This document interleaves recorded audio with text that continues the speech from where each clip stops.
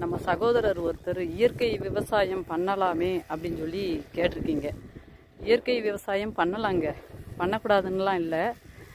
ஆனால் ஒரு கிலோ தக்காளி 20 ரூபா அப்படின்னு விற்கிது அப்படின்னா நீங்கள் 40 ரூபாய்க்கு வாங்குவீங்களா?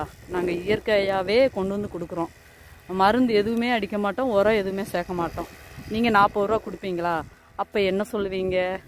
நாங்கள் அந்த சந்தையில் நாங்கள் வாங்கினோம், அந்த கடையில் வாங்கினோம், இந்த கடையில் வாங்கினோம், 20 ரூபாய்க்கு தான் வாங்கணும், நீங்கள் என்ன 40 ரூபா சொல்கிறீங்க அப்படின்னு சொல்கிறாங்க மக்கள்.